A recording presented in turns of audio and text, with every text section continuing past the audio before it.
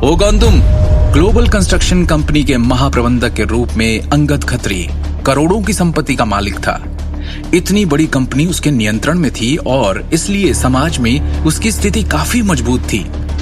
सबके बीच उसका अच्छा खासा बोलबाला था। मैं दृष्टि का पति हूं, शिवम ने हल्के से कहा, और जहां तक इस खराब हार का सवाल है, आप इसे अपने पास रख सकते हैं। क्या तुम दृष्टि के पति हो? शिवम दृष्टि का पति है, ये सुन पहले तो अंगद को झटका लगा, फिर उसके चेहरे पर एक व्यंग्यात्मक मुस्कान आ गई। उसने ताना मारने के लहजे में कहा, ओ तो तू है नारंग परिवार का वो दामाद जिसके चर्चा दुनिया में है। तू ही है वो आदमी जिसने दृष्टि से शादी की ताकि तेरा खर्चा पानी चल सके। मतलब लोग गलत नहीं कहते? निकम्मा है तू, सेल्फ रिस्पेक्ट भी नहीं है तेरी। तभी तो दृष्टि के ऑफिस में भी घुस गया उसका असिस्टेंट बनके, क्योंकि और कहीं तो तेरा कुछ होने से रहा। अचानक कमरे के लोग गपशप करने लगे और शिवम का मजाक उड़ाने लगे। स्पष्ट रूप से उन्होंने शिवम की नारंग परिवार में शादी के बारे में सुना था। तो तुझे जलन हो रही है? हाँ, दृष्टि के लिए तू तो 40 लाख का डायमंड नेकलेस खरीद नहीं सकता, इसलिए चाहता है कि कोई और भी ना खरीदे, क्योंकि फिर तू दृष्टि की नजर में और नहीं गिर जाएगा। शिवम ने अपना सिर हिलाया और कहा, तुम्हारे नेकलेस की सतह के चारों ओर केमिकल की एक परत लिपटी हुई है जिससे इसमें ये चमक है। ये डायमंड नहीं, अमेरिकन डायमंड नेकलेस है जिसकी कीमत 3-4 हजार से ज्यादा नहीं है, और तुम इसे 40 लाख का बता रहे हो।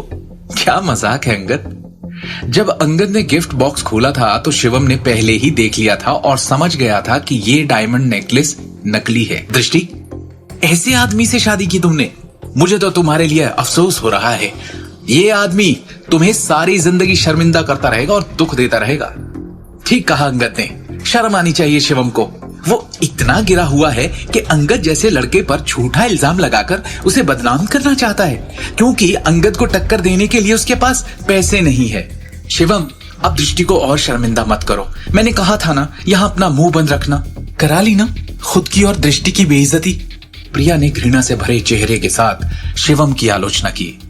शिवम ने प्रिया को एक ठंडी नजर से देखा, जबकि प्रिया ने शिवम को सबक सिखाने की योजना बनाई थी, लेकिन उसकी पैनी नजर देखने के बाद उसने अपना मुंह बंद कर लेने में ही भलाई समझी। शिवम का व्यक्तित्व और उसके हाव भाव काफी अलग दिख रहे थे।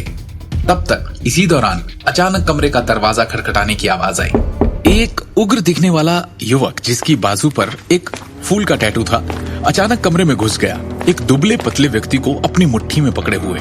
उसकी क्रोध भरी उपस्थिति ऐसी थी मानो वो किसी की हत्या के इरादे से आया है। उस खतरनाक आदमी ने जोर से कहा, इससे पहले कि मेरे हाथों किसी का खून हो जाए, बता दो कि इसको यहाँ कौन लेकर आया है, किसकी जान पहचान वाला है ये?